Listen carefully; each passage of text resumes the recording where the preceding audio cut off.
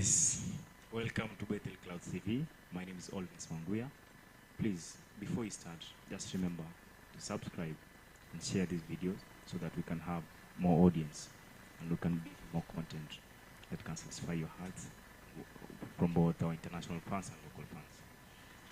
Waswahili wanasema ukifeli kuplani ndio kwamba umeplani kufeli. So leo kwenye show yetu tunaye mchungaji David Kimani. Karibu sana mchungaji. Amen. Thank you very much. Yeah, we are happy to have you on the show. Thank you. Sisi unajua tumekutafuta for muda. Yeah. Lakini leo umeingia kwenye 18 zetu. Wow. Yeah. Nashukuru. So mchungaji una story ndefu. Yeah. Wale ambao umeinteract na wewe. Una story ndefu sana yako ya kuingia kwenye wokovu. Yeah. Una story ndefu ya maisha ambayo tunaamini sisi kama fans wako. Yeah. Tutanufaika sana kwa kutokana na historia yako ya maisha hadi kufika kwenye ministry na position. Karibu sana. Asante. So labda tuambie tu maisha yako ulianzia wapi, ulizaliwa wapi before ukafika Nairobi, ukaingia kwenye uchungaji?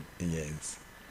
Okay, ninashukuru sana kwa ama kibali tumepata mahali hapa. Okay. Na kunikaribisha katika show hii.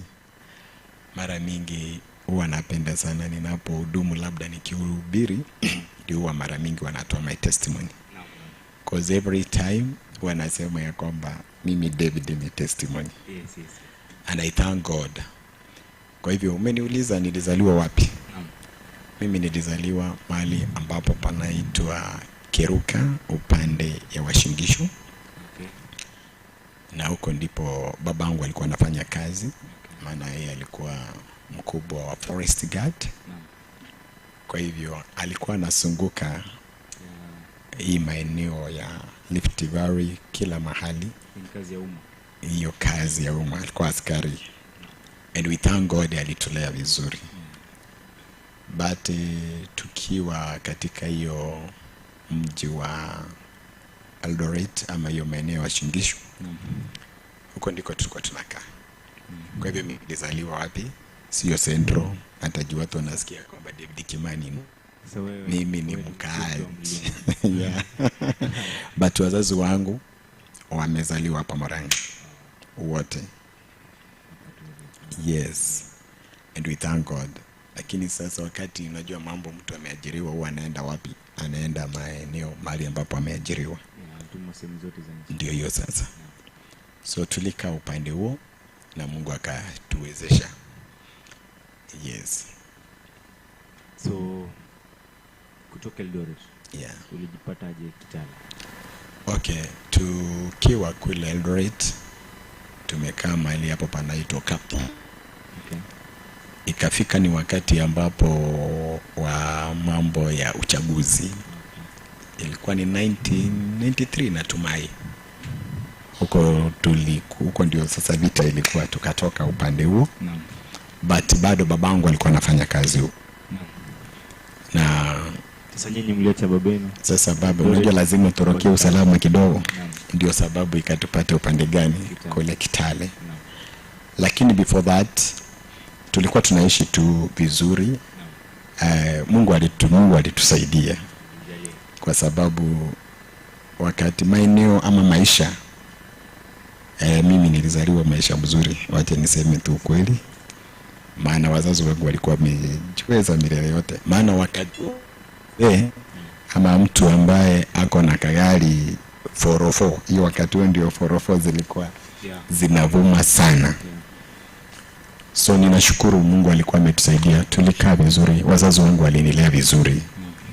Hii ni wakati sisi tulikuwa tunakulaga serera. Inaitwa serera. So you see now your maisha. Alafu sasa imefika mahali ambapo sasa mambo ya clashes ilipotoka. So ilibidi tukimbilie usalama upande wa Kitale. Maana babu yangu huko ndiko kwake. So tukaenda kule.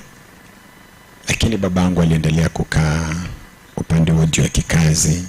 Sasa nyinyi mlitoka mkaenda kana babu? Tukaenda kwa kina babu. Yes. So unajua lazima tuko kwa zuko alichoma kila kitu. Boma letu lote lilichomwa. Shida ilikuwa nini aswa? Si ni wakati wa election. Yes, hiyo wakati. Natumia 93. Hiyo ndio wakati tulitoka upande huo. Tulipoenda kule kwa sababu ya stress. Natumai labda ni ile shock kidogo. Maana mama tukaenda kule. Mama yangu hakuchukua muda mrefu. Yes, juu najua mtu ambaye amekuwa na mali na vitu kama hizo, maisha mzuri umerudi zero. Natumai ya kwamba hapo ndio labda alikuwa na stress kidogo. Yes, hakukuwa labda na mtu wa kumencourage or whatever that. So wakati huo ndipo sasa my mom akawa affected, yani aliona. So maisha hata ya masomo sasa mali pale ikaanza kuwa na issue kidogo. So my mami hata kuchukua muda mrefu akapass. Yes, lakini before I pass nitakumbuka tu nitakueleza. The time ambapo my mom before I pass, na maisha hii yetu yalikuwa mapya milele yote, kulikuwa kuzuri kabisa. Na wakati huo Mungu alinisaidia cause mambo ya wokovu si ati nilianzia no, ni Mungu tu alikuwa amenipea this talent ya kuhudumu. Maana hapo nyuma Mungu alikuwa ananisaidia. Nilikuwa nashiriki siku wakati huo tulikuwa nashiriki full gospel. Na nilikuwa napenda sana kupiga darama.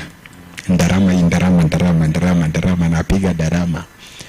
Na Mungu alikuwa ananisaidia. Kuna vitu naweza ambia mamangu na ni ukweli kabisa itakuja itokee vile ambavyo nimemwambia. So God, hii talent ama kukuwa na ile fear of God ilianza tu nikiwa bado mchanga.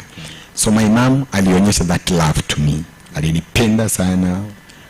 Baba yangu pia alinipenda zaidi. So the time ambapo tulitoka sasa tukarudi upande wa Kitale, hapo ndipo mama yangu akawa na ile hali ya udhaifu kidogo. Hata haikuchukua muda akapasi. Na wakati ambapo alipass cause nakumbukanga ni mimi nilikuwa nimebaki nyumbani. Na wakati huo mama wangu alikuwa ananiita, akiniita David kuja. Nikifika mahali hapo anashindwa kuongea. Wakati ambapo anashindwa, mawazo yangu yakaanza kuumbika, what is going, ni nini baya? There is something anataka kuniambia lakini anashindwa kuniambia. So nikifika mahali alipo naona tu kuna kitu anataka kuniambia lakini anashindwa, ananiangalia tu. So nikakuwa na ile wazo, ni kwa nini mami? Kwa sababu dada zangu wako mbali, wengine wanasoma bado. Mimi nilikuwa nakaa sana na mamangu. Yes. So wakati huo ndio nikafikiria na nikaona hapana, kuna kitu kinafanyika. Nikaambia dada yangu ambaye ninayemfuata anaitwa Ann. Nampenda sana, hata natumai hata sasa ananitazama. Nikamwambia mami ananiita na nikifika anashindwa kuongea. So my sister told me, please, itabidi uende uite dada yake hapa Salga Chichangwani. So ulitoka from Kitale to Salga? So nikatumwa, mimi sende alinituma. Na aliponituma, unajua ni challenge kubwa cause I'm still young, you see. But sasa hakuna mtu mwingine, maana pia naye alikuwa shuleni. So mimi nikatoka, nikakuja kumwambia tata, mama anatuita na nakosa kuongea. Na sasa hiyo my dad naye ako kazini. So ule mtu wako karibu ni auntie? Ni auntie. So auntie alikuwa hapa kaptani nilipofika yeye akaniacha kwa duka lake na watoto wake, akaenda akachukua gari lake akaenda. Kufika huko ilifika ni karibu saa 6 usiku, nasikianga hivyo, maana si kukua huko. Alipofika tu hivi na kumbe ndio baba alifika tu hivi na akamwambia kama mimi nilikuwa nimekufugua, na my mama akapasi namna hiyo. So hilo jambo lilikuwa pigo kubwa sana kwanza kwangu mimi kama David. Kwa ule mchanga. Yes. So unaona hii wakati ambapo watu wanasimama kwa matanga, anasema mimi nitasimu, mimi hiyo ujiga tu, wacha niseme ni ujiga, maana watu wengi hawakuingi kabisa honest. Ninataka niongea ni kwa ufupi ili at least, so hapo ndipo mzazi wangu wa Webuye, because my parents wa Webuye ambaye nimeitwa David, anayeitwa David Kimani, alikuwa mkubwa sana papa Webuye. Is very tycoon person. So the time ambapo wakati wa matanga, huyo mama akasimama na akasema ya kwamba wacha mimi nichukue David niende ni kae naye huko. Na my auntie akawa pia anasisitiza sana, mama alimwambia abaki na mimi. So unajua sasa hapo ikaonekana ni kama nini, kamfurutano kidogo.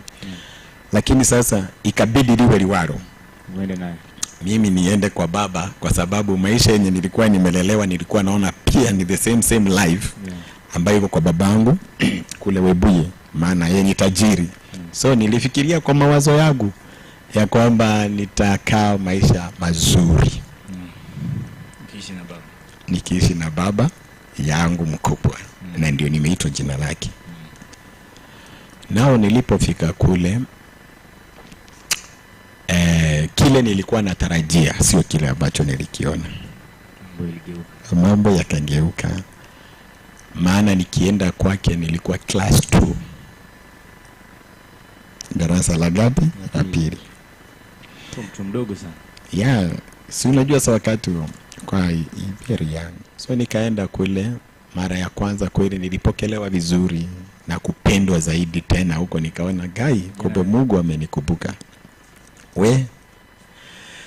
Now anyway, wakati huo ni wakati wa ile watu, huyo mpasta anaitwa nani, 310. You see hiyo kitu inaitwa ni 310. Mimi ninasema ya kwamba hiyo 310, by the way mimi nilikosa kusoma kwa sababu ya 310 bob.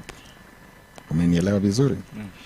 Kaa ukijua, number 1, maisha yenye nimelelewa ni maisha ambayo yako na fedha, wacha niseme hivi. Baba yangu naye ako sawa, lakini nao unajua mara moja dadi alikuwa anakuja kunitembelea baada ya muda mrefu. Hakuwa anakuja kila mwezi au nini. Na pia madada zangu. Na Mungu amebariki watoto wetu sana. To be honest, hapo wewe mimi nasema wamebarikiwa kwa sababu wanafanya kazi ya nini? Ya mikono yao, biashara. So wakati ambapo nilienda kule, nikakaa. So this mama akageuka tofauti sana. Akaanza kuniweka maisha mengine ambayo sikuwa ninatarajia. Nakumbuka wakati ambapo huwa ninaongea na I feel it cause mzazi wangu yupo, baba yangu anafanya kazi na serikali, ni mtu anajidrive, lakini ajui ni nini ambayo mtoto wake anapasa. Unanielewa? Pia naye baba yangu mkubwa hajui cause asubuhi yeye ndiye alikuwa ananibeba ananipeleka shuleni. Nilikuwa nasoma pale SC Primary School. Ikafika hiyo mwaka moja nilipoingia class 3. Sasa mambo yakabadilika milele yote. Unaona? Na alipobadilika alibadilika kwa njia ipi? Mama akaambia baba, nao David ataenda na watoto wengine. Sasa baba yangu akawa ananiacha. Unaona, so tunaamka mapema, tunaamshwa mapema. Unaona? Lakini wakati wenzangu, kazini zangu, tunaokaa pamoja nao wakienda shuleni, mimi siendi shule, nafungiwa kwa nyumba ili ningoje baka baba yangu mkubwa atoke, ndio sasa nami nifanye nini, niendelee sasa na shughuli. Sasa uende shule? Siendi sasa shule, fanye kazi. Sasa ikabidi dirike. So mimi ndio nilikuwa nasiaga kwa tiga ya baba yangu mkubwa. Na unajua huko kuna ma estate. So hizo estate zote walikuwa wanaleta mahindi wapi? Hapo kwa hiyo tinga. Kwa hivyo liwe liwalo, so mimi nilikuwa nasiaga hapo tukiwa na ndugu moja anaitwa Simiyu mfanyikazi. na nikawa ninapitia changamoto nzito sana sana sana. Maana wakati huo ndio baba akikuja, mama anaonyesha that love to me. Amenielewa vizuri? Lakini baba akitoka, na baki kwa ile maisha mengine. So niliishi kwa hiyo boma, na kwa sababu hiyo boma ni kubwa, kulikuwa na mlango mmoja. Kwa hivyo huwezi pita, ukiingia kwa corridor kuisha mnakaa huko hivyo. Na huyu mama alikuwa anakanga mguu mmoja kwa hii nini, kwa barabara corridor. So you cannot pass. Ukitaka kutoka unaulizwa unataka nini, maana huko nyuma kila kitu kilikuwa. Maana hata hapo nyuma tulikuwa na maji ya kuogelea. Yaani ukiingia huko hakuna kutoka. Yes. Hizo miaka. Hakuna kutoka. Mkiingia huko nyuma, toys and whatever ziko hapo nyuma. So ungetoka ulikuwa unaulizwa unaenda wapi. Kama ni shopping iko, duka iko pale. So ilikuwa unatoka tu, unarudi kama ni kitu unahitaji kwa mama na unarudi huko ndani. Mkitoka shule hakuna kutoka huko. Now hilo jambo kwangu, nikaangalia maisha. Hata mahali penye nilikuwa nimetengewa nyumba juu tulikuwa tunalala na makazini zangu, ikabidi nitolewe kwa hiyo nyumba. Sasa nikapelekwa kwa nyumba tofauti. Yes. Maisha ikaanza kukua tofauti, nikaanza kujiuliza hii ni maisha gani hii? But ninashukuru Mungu kwa sababu ya mama alinifanya nitafute Mungu sana na kulilia Mungu zaidi. Maana hata mattress ilibidingi nichukue kama mattress kangu niweke chini ndio niweze kulala juu. Mattress ukiekelea kwa hiyo kitanda iko na zile nini na kufinya mbao. So ikabidi tunalala. Na wale wenzangu wakipatikana nimelala kwa vitanda zao, wanaadhibiwa. So mama katani to be, sijui ni shetani ama ni nini. And that's why wakati huo masomo yangu kuanzia hapo yakakatika. By the way, ukiniangalia hivi unaona David amesoma mpaka wapi? Akamsoma. Yeah. Akamsoma. Ni neema ya Mungu. Unaona? Mimi nilifika class 3 and I thank God. Class 3 and I thank God. So tuseme ni wale street smart. Yeah. Ni Mungu tu. That's why nimekwambia kwamba I'm a testimony. Mtoto amezaliwa kwa mali, amezaliwa kwa utajiri, lakini kuangukia kwa mikono. That's why hata wasikilizaji wanaotusikiliza, inaweza sema hivi, hii mambo ya kwamba wakati labda ile watu unaona mtu anasema kwamba nitachukua fulani nimsaidie, afadhali umsaidie akiwa kwao. Usimlete kwako. Maana anyway kuna wengine wako na moyo wa Mungu na kuna wengine wana moyo wa shetani tu. Because nakumbuka watoto wetu juu walikuwa wananipenda juu mimi ndio sasa kijana nyumbani peke yangu. Wangeniletea shopping, waniletee viatu, waniletee mavazi. Na wakati huo mama akijua ya kwamba watoto wetu wanakuja, hiyo ndio siku nitatunzwa vizuri. Nitaenda nioge, nivae nguo safi na hata viatu mzuri sana. Utapewa muda wa kuongea. Nitapewa wewe. Madada zangu akifika. So kama ameniletea zile keki nikikula na juu ninapenda by the until today like napenda hizo, napenda vitu tamtamu tu, to be honest. Yogurt.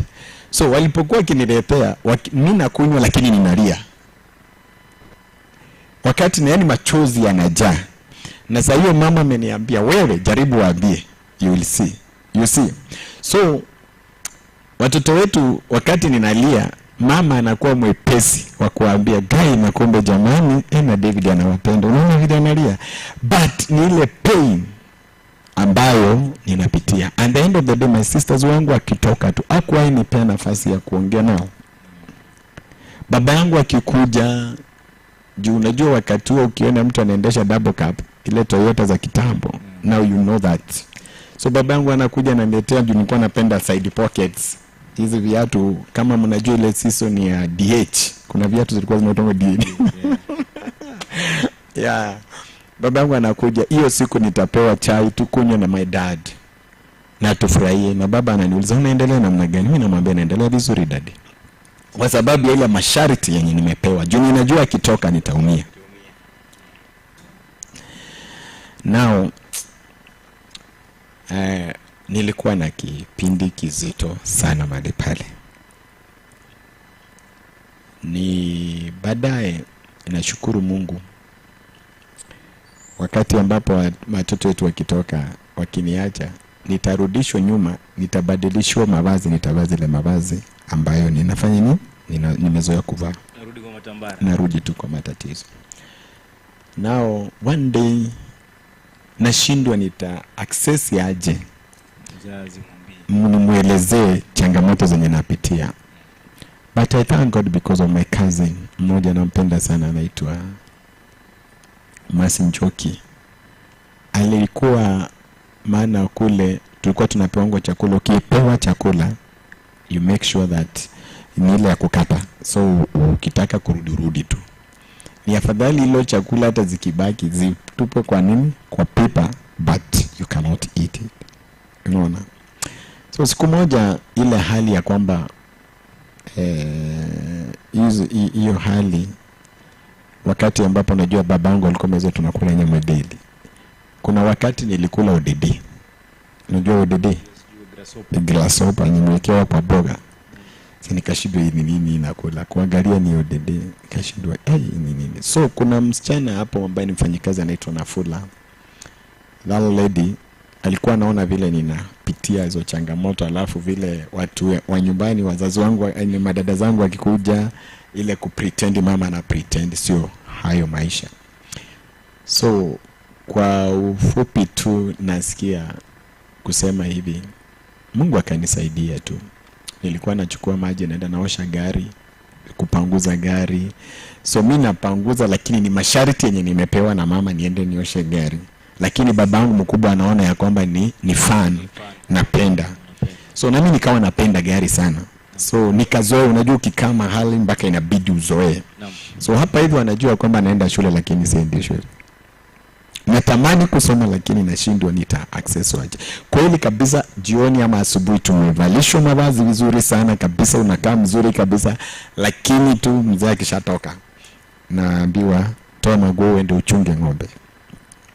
So kwa hiyo kipindi ili nifanya kila saa mpaka nauliza Mungu, why this? What? Ni nini hii? Lakini Mungu ni mwaminifu. Mungu ni mwaminifu tu kabisa. Na Mungu alinisaidia. Nilikuwa na mwenye mzuri sana. Mimi nilikuwa na mwenye mzuri. One day you will see my sister. Yeah. Yes. So kule tulikuwa tunaosha hiyo hall. Uko nyuma kuna mahali ambapo tunaosha simiti iko. So nilikuwa napenda nachukua maji naosha. Siku moja kama nimebeba maji, nina mob. Ilikuwa on Sunday. Ndio niliteleza na nikapiga hii nini chini, nikaanguka. Nilipoanguka, mama yangu huyo alikuwa kwa kanisa. Ni mtu ambaye anajidrive pia. So akapigiwa simu akaambiwa ya kwamba tafadhali mtoto wako ameumia vibaya sana. Do you know I'll break service. Akakuja. Na alipokuja, alipoona ni David mimi, aliuliza mwenye alitumana, yani mlikosa kazi kuniita? Na sasa hiyo ukao kijua ile impact tangia maasubuhi, ayana bleed, hizi meno zimefura, pain yenye nasikia ni kali sana. So my cousin huyo, dada yangu nampenda tu, alikuwa anajaribu juu ninajaribu kubadilisha damu tu, kipawa damu tu. Yes.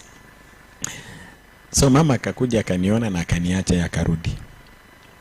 Now na akasema msijaribu kuambia baba yenu. Nasema kuna Mungu.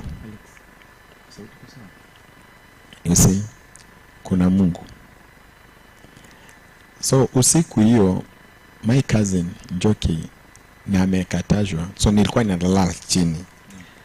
Do you know, huyo msichana aliamua kulala na mimi hapo, na kwa sababu nyumba ni kubwa, bafu ilikuwa ya ndani, ni lazima upite corridor. So akangoja baba yake, na hata mimi sijui kama anamgoja, yeye amekaa tu kwa window. Naam. Anachungulia ni saa ngapi baba yake atapita, ndio amuelezee juu tangu masaa hiyo yote, tangu asubuhi. Now you can imagine hiyo uchungu, sijakula chochote. So yeye alisimama pale na akangoja. Wakati aliona baba, juu baba naye anatembea na tauro, ilibidi amwambie, Dad, David anakufa hapa. Baba akastuka. Ni nini mbaya? Kwa ile baba kuona nimefura, damu inatoka. My dad alinibeba hivyo na tauro hivyo mbio, tukaingishwa baka akanibeba baka kwa hospitali. So nilipofika hospitali ndio niliwekwa zile vitu za meno na nini, nika huko. Baba akauliza swali, ni nini, aliumia saa ngapi? Hata baba ajielewi, koze alistuka juu hakuamini kana kwamba kuna kitendo kama hicho kimetendeka. Ilikuwa ni issue kubwa, maana hata karibu baba afukuze mama because of me. So Mungu akanisaidia, nikakaa kule hospitalini, nikatengenezwa meno, nikarudi wapi? Nyumbani. So nilipokaa hapo, Mungu akanisaidia tu nikaresume. But this mama alinisaidia kuomba zaidi. Watoto wetu walipokuja, wakasema ni bahati mbaya, whatever. Hawajui ni nini ninachopitia. So kuna gari ambayo babangu huyo mkubwa ako nayo, nikaenda kuosha. Si kujua ya kwamba mlango imefunguka. Sasa wakati nilipokuwa ninatoka, hiyo nikata sana kwa mgongo hapa. Hata mpaka sasa niko na hiyo alama. Do you know that mama aliniambia ni kierere yako. So nikapitia changamoto ambazo hazina utukufu. Kwa ufupi, ninashukuru Mungu kwa sababu nilishindwa ni nani atakaye nisaidia kutoka katika hii kifungo. Watoto wetu wanajua ninasoma, baba yangu anajua ninasoma, lakini hakuna masomo ninasoma. Ona. Na wakati huo Mungu akanisaidia tu. Nao ikafika wakati ambapo ilibidi nitoroke. Before nitoroke, ninaweza sema hiyo, tulikuwa nikisiaga. Nasiaga kwa tinga. My daddy akafika. Nikaenda kwa gari kupanguza. Napenda usafi tu. Na sikujua ya kwamba mataa nimewasha. So mataa zigari wakati baba alikuja kupiga starter ndio arudi saa 6:30 palipepa, gari hakuna. Wakauliza, modo wako? Alikuwa anaitwa hivi, modo wako? Gari. Ni nini gari? Sema ni kijana yako amekuwa hapo. Umeona? Yaani ananitambua vizuri sana. Ikabidi akaita gari kutoka palipepa, ikakuja ikambeba ikampeleka jini mkubwa kule. Alipotoka hivyo ndio wakati watu walinakuja kusiaga. Huyo mama alinichuna, alinishika hii mapacha, maana alikuwa amezoea kutuchuna. Akikushika kwa mapacha hivi, anakukatalia baba. So mimi alinishika kwa mapacha, na nikiangalia watu vile wako, yani akiongea mambo anasema tu, yani aliongea mambo ya uchungu sana. Kama amenikatalia, na akasema ya kwamba nyinyi mnatakana mfanye bidii, msome, mnunue magari zenu, si gari. Unanielewa? Na ninakumbuka jamani, siendi shule, lakini ana pretend mbele ya watu. Na kusema ya kwamba hii kierere yako, yani aliniongelesha kwa njia ambayo ni mbaya. So mimi nilimwangalia hivi na machozi katoka kwa kubwa, nikasema, na kama mama yangu angalikuwa kweli, ningepitia changamoto hii, singepitia hii. Naye baba yangu naye akitoka kule anakuja anapumbazo kabisa, ambaye kuna wakati nilikuwa natamani hata niongee na baba yangu, inashindikana. Na hata baba akinipatia pocket money, anipea pesa hivi, huyo mzee, huyo mama ataniitisha tu, babako alikupea, naomba ndio hii, sema nipatie. Now at the end of the day, nashukuru Mungu. Wakati ambapo niliona hapa kumekuwa too much, maana hiyo kwake kumefenziwa, ilibidi niruke nyuma. Nikaenda tu nikapanda kwa miti nikaruka. Mimi nilitoroka hivyo. Ukaenda wapi sasa? Nikakimbia kwa dada yangu. So my sister aliponiona, miaka ndio siwezi eleza vizuri, nikamuda. Nikakimbia nikaenda kwa dada yangu mahali panaitwa Matunda sasa ukule. Maana alikuwa na depot ya mikate na alikuwa na simu ya jamii, alikuwa na supermarket. Nilipofika kwa dada yangu akashindwa huyu amefikaje. Now you can imagine from Webuye kukanyaga kutoka Matunda siku nzima. Ilifikanga usiku. Ulitoroka masaa 4 hapo ndio nilitokanga. Hapana, yeah. Toka tu na nikashika barabara nikaenda Baka.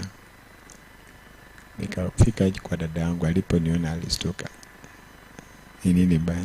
Ndio nikawa namueleza na nikamwambia naomba tu nifiche tu nisionekane juu ni pigo kubwa. So finally I thank God. Mama akaanza kusema mtoto amepotea ama amefanya nini, lakini dada yangu alielewa after kumwelezea mambo yote. Naye baba yangu naye, kwa sababu mambo ya kikazi nilikuelezea pale nyuma ya kwamba babangu unajua hata alikuwa amepewa neema na kibali. Huwa alikuwa pia juu ni msomi, ukalisomesha watoto wake. Ndio mimi nasema kwamba ukipata nafasi ya kusomesha mtoto somesha yeye na fujo kabisa. So twende hapo. Sasa ulibaki tu kuishi kwa dada yako? Nikaenda kwa dada yangu. Nilipoenda kwa dada yangu akanipatia kazi ya kusimamia hiyo mikate depot yake. So muda umeenda huwezi rudi shule? Asiwezi rudi shule, hata akili ya shule iko wapi sasa? Mmezoea kukosha gari. Nishazoea maisha na kusiaga. Mimi by the way ukiniweka hapa nisiage nitasiaga vizuri sana. Na ninashukuru Mungu wakati ambapo nilienda kwa dada yangu akani host vizuri sana. Na akaniwatia hiyo kazi ya nini ya depot mikate. But kitu inanisumbua ni hii. Huyu mama alisema ya kwamba nifanye bidii ninunue gari yangu. Sema nitafanya bidii. Hiyo nitafanya bidii. Na ninaamini Mungu. Na nikiangalia maisha ya Bible, kuangalia watumishi wa Mungu, watu ambao walikuwa wanatumika kwa njia mbalimbali, naona ya kwamba kuna wengine hata ambao wako na education lakini walifanya marvelous. So those things zilinichochea sana. Nikaona ya kwamba si vizuri nijidunishe na niangalie maisha ya nyumbani. So mimi binafsi ndio naweza badilisha maisha yangu. Na Mungu ni mzuri. Sasa hapo awali tulipata ripoti kwamba babako alikuwa anaandikia marehemu mzee Moi. Yes. Speeches. Babangu tukija wakati tulikuwa tunakaa pale, baba alikuwa anakuja anatuelezea, unaona kusoma ni kuzuri. Unaona tabaka mimi nimepata nafasi ya tabaka ninaandikia baka hata President Moi speech. Kiingereza vitu, yani Kiingereza maana alisoma baka form 6. Now you can imagine wakati ule, maana baba yangu ni mtu wa 1954 natumai. Alikuwa msomi. So mara mingi alikuwa anachukuliwa anaenda na yani kama ni kwa ile events kubwa baba angejaribu kuandika cause alikuwa anaelewa kule vile alikuwa anatuelezea kwamba wengi wao walikuwa kikazi lakini masomo hawana masomo lakini wako na kazi kubwa kubwa. So vitu ambazo zilikuwa zinahitajika kimaandishi ni babangu alikuwa anafanya. Na inashukuru kwa sababu alikuwa anatuchochea sana. Nasema angalia kama mimi naweza andikia president speech, naweza unaona hiyo mrari. So alikuwa anatuchochea about education. Kama kijana. Yes. Sasa nilikuwa napenda sana hata kila mali nikienda nilikuwa ninaambiaga watu hey, unajua babangu hata anaandikanga speech one day one time. Napenda hata mimi nami kuwa katika kiwango hicho. Lakini nini yenye imemfanya amefika hapo ni masomo. Lakini sikuweza kutunukiwa hiyo neema kusoma. But I thank God, ukiniona hivi papa, mimi nimefanya kazi na watu wakubwa sana. Nimefanya kazi kina Jirongo, kina Evans Mzungu nimewabeba. You see, hata huyu nani anaitwa Kibunguchi alinisaidia bakata nikakuwa katika mlolongo wa governor yetu huyu Oparanya. Lakini it is not my education. Ni Mungu. Ni neema. Wangetafuta mtu wa kukuja Nairobi kutoka Western, I am the one wananitafuta. Na nashukuru Mungu sana kwa sababu Mungu alinibariki akanisaidia, akanipatia mzee ambaye ni bishop wangu ninampenda pia kule Kitale, anaitwa Edward Ofula. That man of God alinisaidia sana. Jiende alinifanya nichukue license. Naende alinisaidia sana kufanya huduma. But after that nikakutana tena na hizo changamoto, nikuja katika sasa nikakutana tena na changamoto mingi za huduma, mimi nikatoroka hapa kidogo. Sasa hapo yes, unajua sababu ya muda, yes, tunataka tuwe na sehemu ya pili, yes, wiki ijayo. Yes, sasa ndio maana tunataka kuambia watazamaji wetu waweze kungoja siku kama hii, yes, kama hii siku ya Ijumaa, yes, Ijumaa ijayo, tutaweza kukaa hapa na tuweze kupata hiyo journey to ministries. Yes, sasa hiyo itakuwa mzuri kwa sababu tushapata kule ambao umetoka. So watazamaji wetu, tunashukuru, we thank you so much for listening to us, and we pray that you're going to support and going to subscribe, share this video, and this Bethel Class TV. My name is Olvin Smangwe. Thank you. Amen. God bless you so much. Pia nami ninawashukuru sana wasikilizaji wetu. Now next week, God willing, tutaingia sasa upande wa huduma, mahali Mungu amenitoa mpaka akanipatanisha na Apostle Dura Warugi. God bless you so much. We love you. Thank you. Bethel Clouds TV, empowering lives.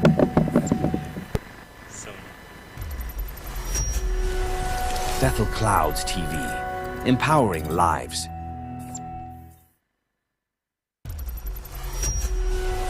Bethel Clouds TV, empowering lives.